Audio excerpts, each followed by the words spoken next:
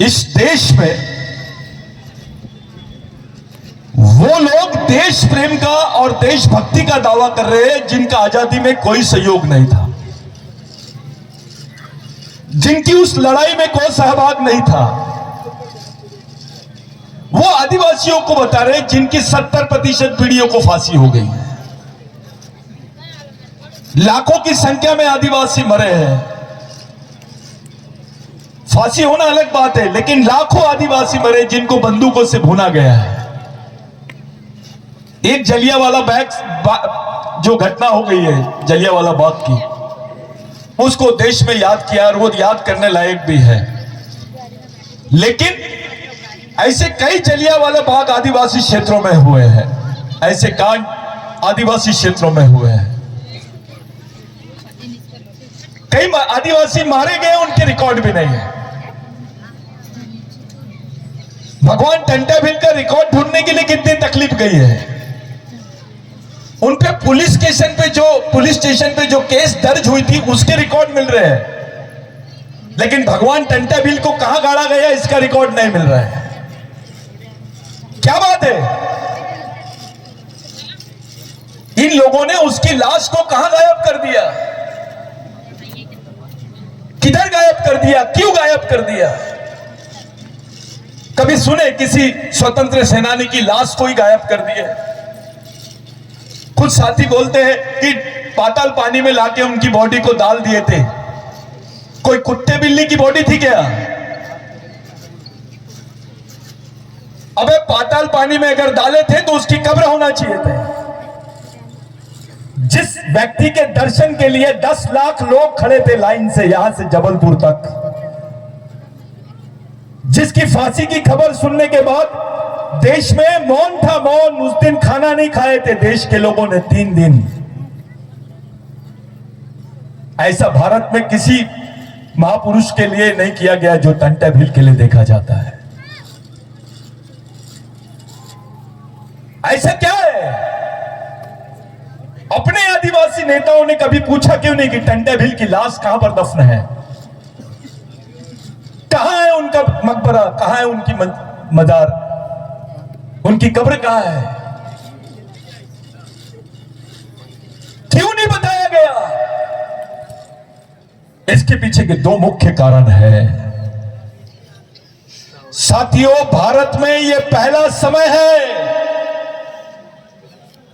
जब अंग्रेजों ने बोला कि हमने एक जिंदा भगवान को देखा है। We have seen a live God, a original God। हमने एक जिंदा भगवान को देखा है। उनसे पूछा गया ब्रिटेन में किसको देखे आपने? Whom you have seen? उन्होंने बताया हमने टंटा भील को देखा है। भगवान टंटा भील को देखा है। दुश्मन भगवान बोला है टंटा भील को। इतना ही नहीं, भगवान टंटा भील को रॉबिन हुड बोला गया है, इंडियन रॉबिन हुड, मसीहा। रॉबिन हुड का मतलब होता है मसीहा। एक उदाहरण दीजिए भारत के इतिहास में अंग्रेजों ने किसी की तारीफ की होगी। लिविंग गॉड, जिंदा भगवान, रॉबिन हुड, मसीहा, ऐसे शब्दों से अंग्रेजों ने नवाजा है उस टंटा भील को जिसने अंग्रेजों को मारा है। उनके लिए वो दुश्मन है, लेकिन उन्होंने इतनी बड़ी पदवी दी। यही न्यूज उस वक्त ब्रिटिश इंडिया में छपा हुआ था आर्टिकल। यही न्यूज को देखा था भगवान बिरसा मुंडा ने 16 साल की उम्र में। भगवान बिरसा मुंडा अंग्रेजी जानते थे क्योंकि वो अंग्रेजी माध्यम में पढ़ाई किए थे। उन्हें उस आर्टिकल को पढ़ा और देखा कि Indian Robin Hood is no more, he is hanging old. उनको फांसी दी गई है। अब भारत का जो मसीहा है वो नहीं रहा, इस देश का मसीहा नहीं रहा। ये खबर बिरसा मुंडा ने आर्टिकल में पढ़ा। उस 16 साल के नवयुवक ने उस आर्टिकल से यह प्रेरणा लिया और वही प्रतिज्ञा किया। झारखंड के कलेक्ट्रेट ऑफिस में प्रतिज्ञा किया कि मैं जेल तो जा रहा हूं लेकिन छूट कर आऊंगा तो मैं बिरसा टंटा भील का जो अधूरा मिशन है पूरे देश भर में चलाऊंगा। यह संबंध है भगवान टंटा भील का और बिरसा मुंडा का। भगवान टंटा भील का और राघोजी भांगरे का क्या संबंध है? राघोजी भांगरे संभाजी महाराज के आंदोलन को लेके आ गया है। शिवाजी महाराज के सुपुत्र, उन्होंने बगावत किया। संभाजी महाराज ने, शिवाजी महाराज जो राजा थे, पहले क्या था, राजा आदिवासी था लेकिन राज वहां पे मनुवादियों का चलता था, कानून उनका चलता था। उस कानून में किसी ब्राह्मण भाई को सजा नहीं होती थी, उसको कभी फांसी नहीं होती थी, उसको भगवान के बाद दूसरा आदमी माना जाता था।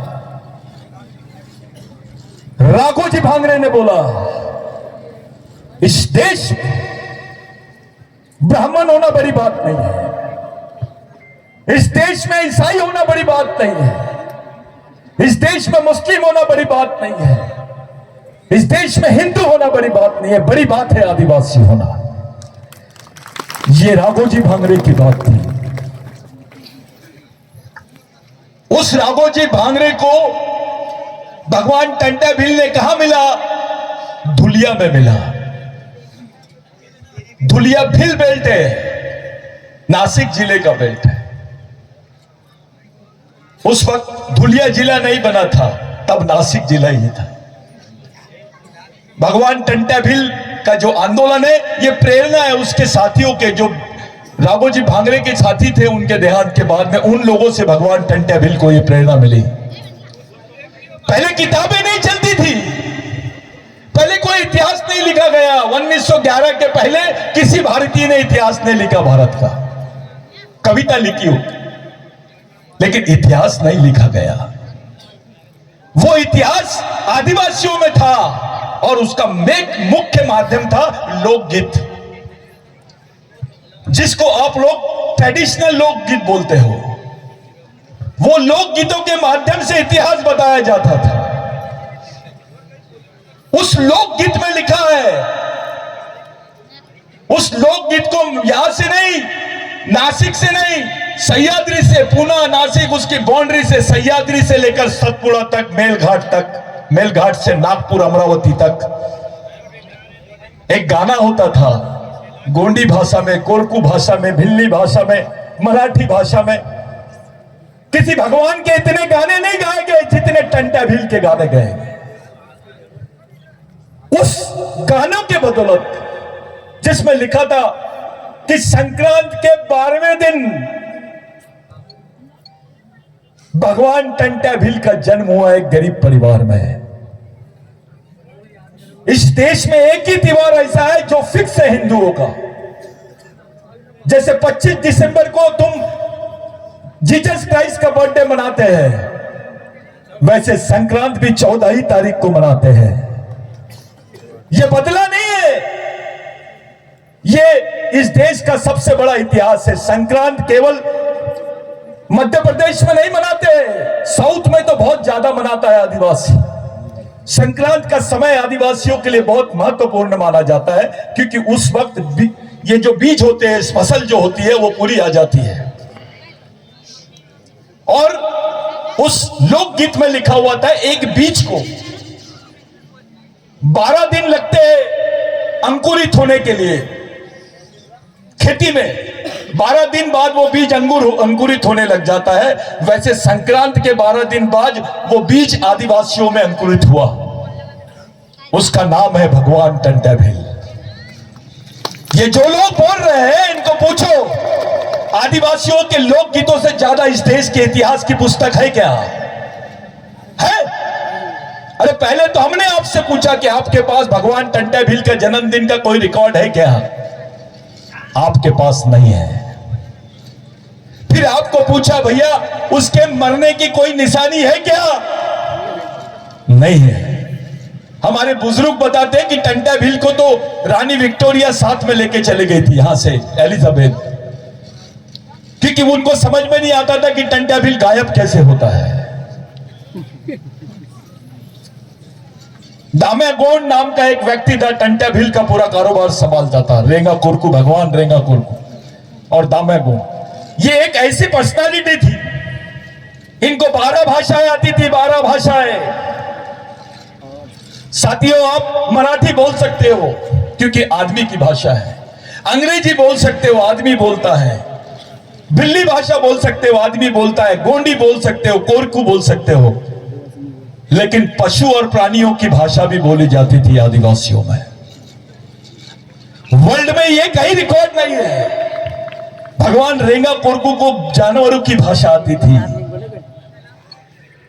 दामे गोंड को जानवर की भाषा आती थी, पशुओं की, पक्षियों की भाषा आती थी। मामूली चीज नहीं है। ऐसी यहां की खबर 4 घंटे में मेलघाट के नागपुर में नहीं पहुंचती थी। तब कोई फोन नहीं था, कोई विमान नहीं था, एरोप्लेन नहीं था। इसको नेटवर्किंग बोलते हैं। तो राघोजी भांगड़े के आंदोलन से प्रेरणा लेके टंट्या भील ने यह आंदोलन चलाया। टंट्या भील के आंदोलन से प्रेरणा लेके रेंगा कोरकू ने चलाया। रेंगा कोरकू और टंट्या भील की प्रेरणा लेके बाबूराव शेरमाके ने आंदोलन चलाया।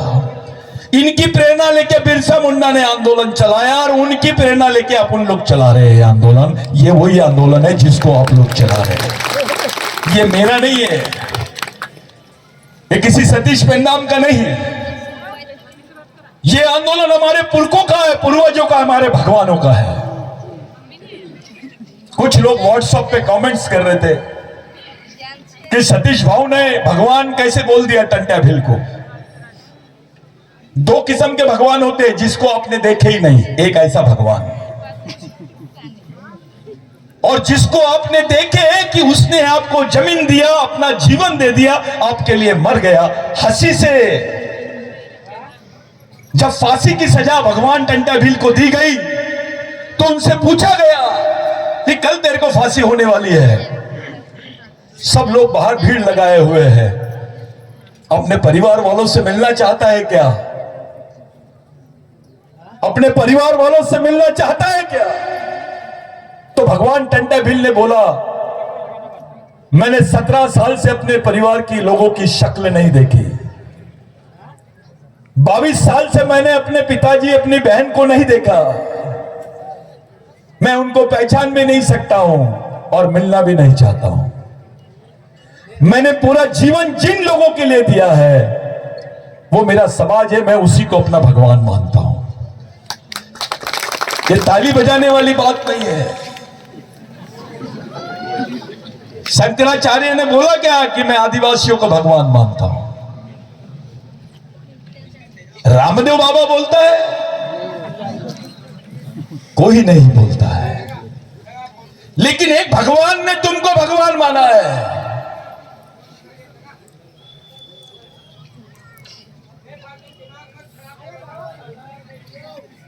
ये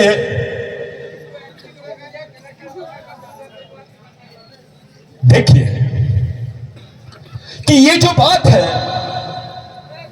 एक भगवान समाज को भगवान बोलता है।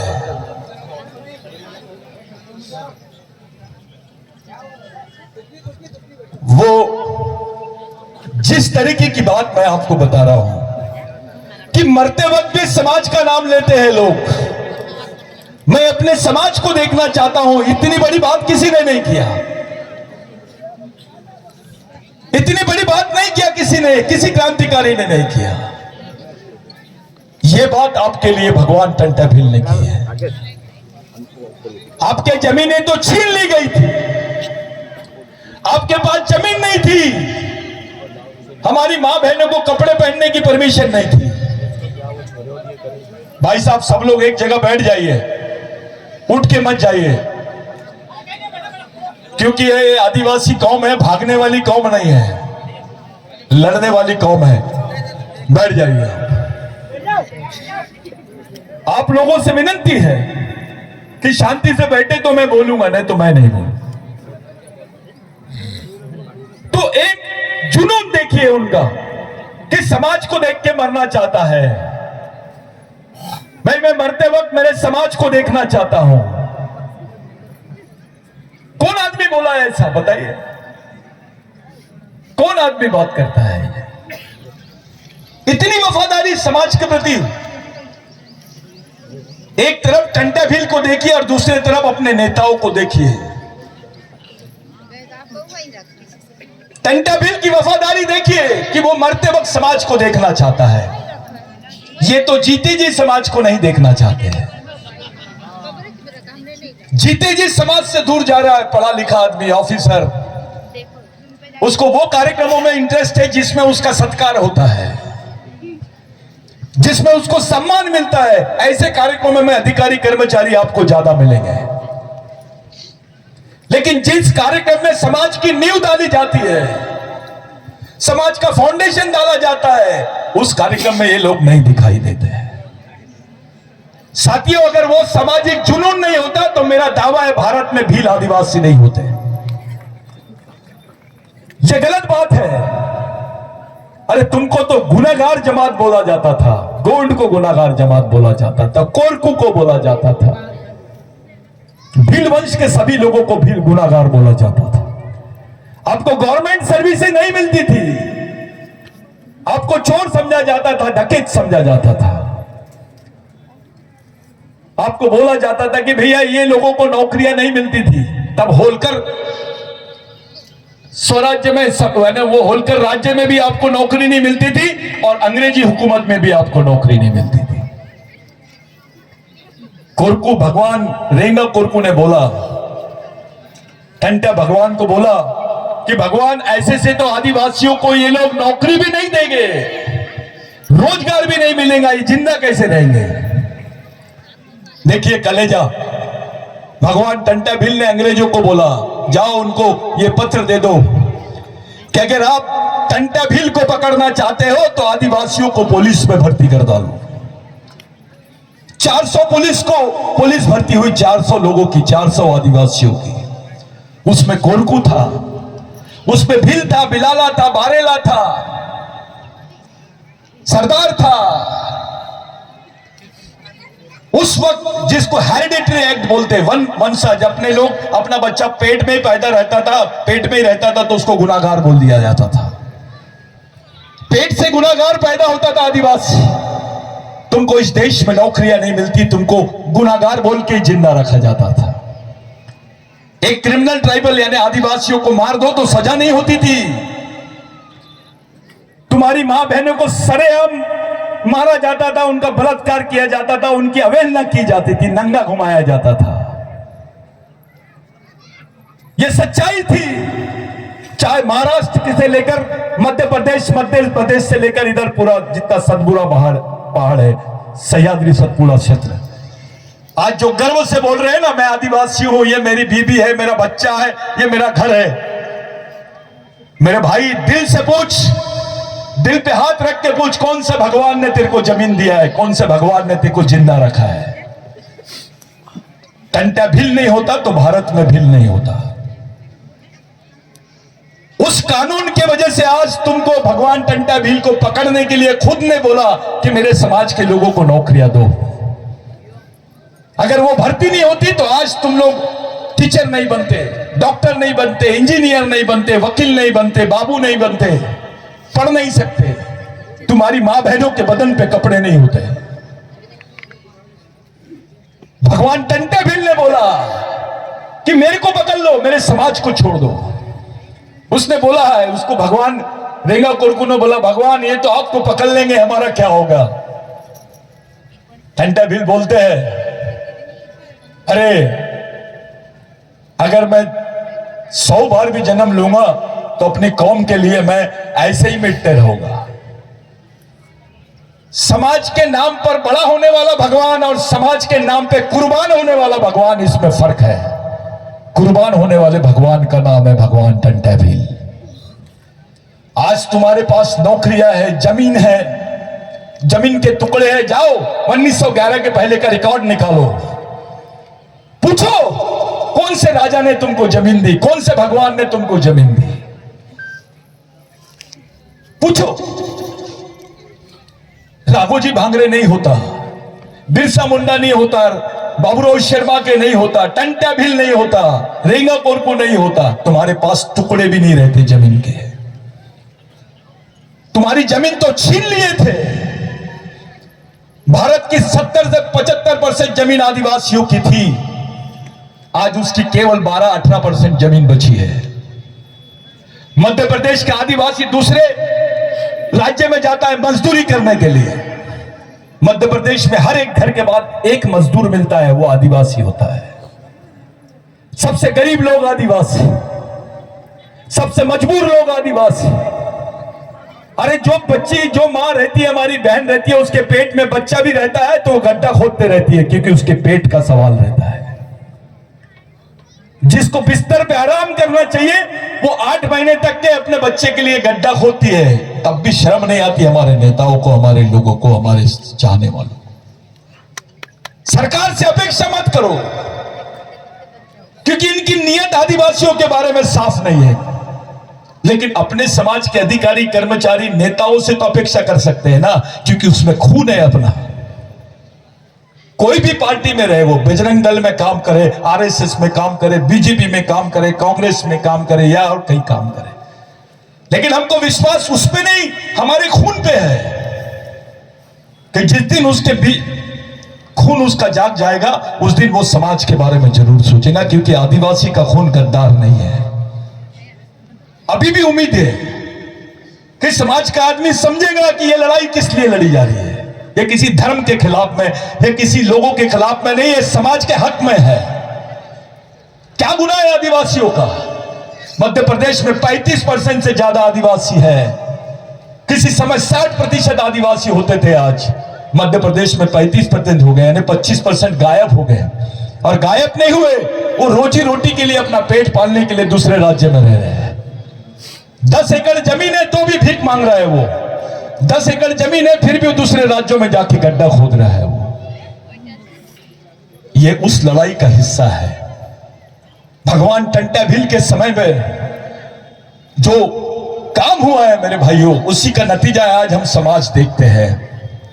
और इस समाज ने इतनी गद्दारी कर दिया कि 180 साल बाद भी पता नहीं लगा पाया कि टंटा भील का परिवार कहां है, टंटा भील की मजार कहां है, टंटा भील का इतिहास क्या है, टंटा भील की विचारधारा क्या थी, कौन है रेंगा कोरकू। ये केवल कोरकू की ड्यूटी नहीं थी, ये भीलों की भी ड्यूटी थी, क्योंकि ये समाज के लोग थे, किसी एक जात के लोग नहीं थे। अगर ये एक जात के होते तो बिरसा मुंडा टंटा भील से प्रेरणा नहीं लेता, टंटा भील राघोजी भांगरे से प्रेरणा नहीं लेता, बाबूराव शर्मा के इनसे प्रेरणा नहीं लेता। ये समझना पड़ेगा। ये जो आंदोलन है, आपकी आने वाली जनरेशन को बचाने का आंदोलन है। इस मीटिंग का महत्व बता रहा हूं मैं अभी, कि इन्होंने बोला है भील वंश के लोग, जिनकी भाषा में आदि ज्यादा शब्द जो आते हैं वो संस्कृत के आते हैं, और ये आदिवासी नहीं है। अबे आप आदिवासी हो करके आज तुम्हारे पास नौकरी है, तुमको पढ़ने दिया जा रहा है, बदन पे कपड़े हैं, जमीन है। जिस दिन तुम आदिवासी नहीं रहोगे, उस दिन सोचो तुम्हारा क्या होगा। तुमको तो खत्म ही करने का प्लानिंग कर लिया गया है।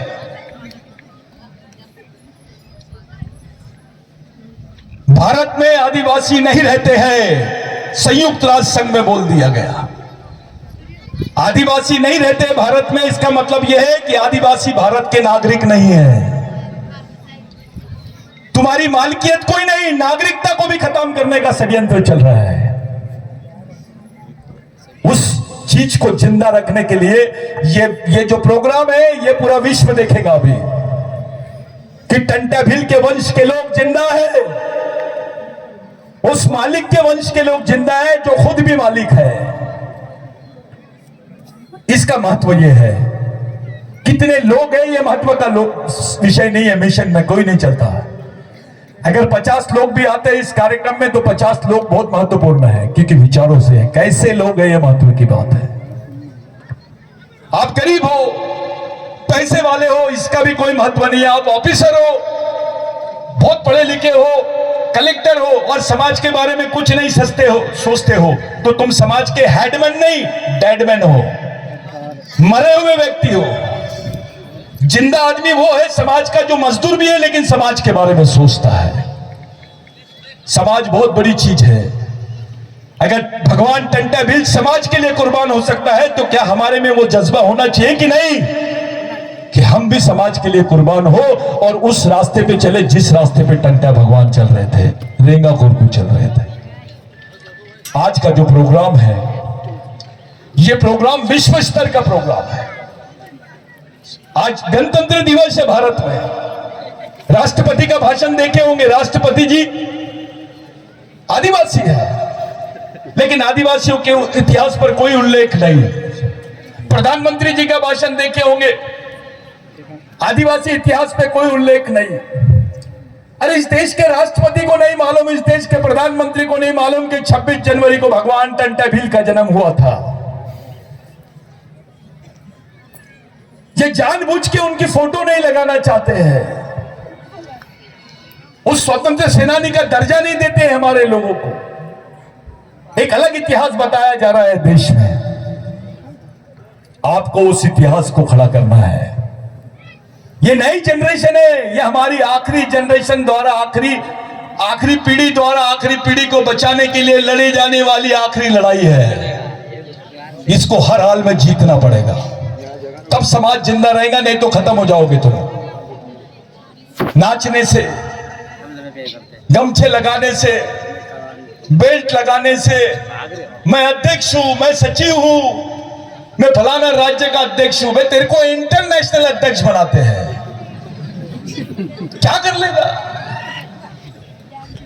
क्योंकि यहां तो पूरा गेम विचारों का है। इन विचारों को लेके तुम जिंदा रह सकते हो, इन्हीं विचारों से तुम लड़ सकते हो, इन्हीं विचारों से तुम बच सकते हो। हम चाहते हैं कि देश का प्रधानमंत्री 26 जनवरी में लाल किले से जब झंडा उठाए, फहराए, तो उसके सामने आदर्श होना चाहिए भगवान टंटा भील। वहां पे उनका जिक्र होना चाहिए, उनका पुतला वहां होना चाहिए। हम चाहते हैं राष्ट्रपति भी बात करे तो आदिवासियों का उल्लेख होना चाहिए।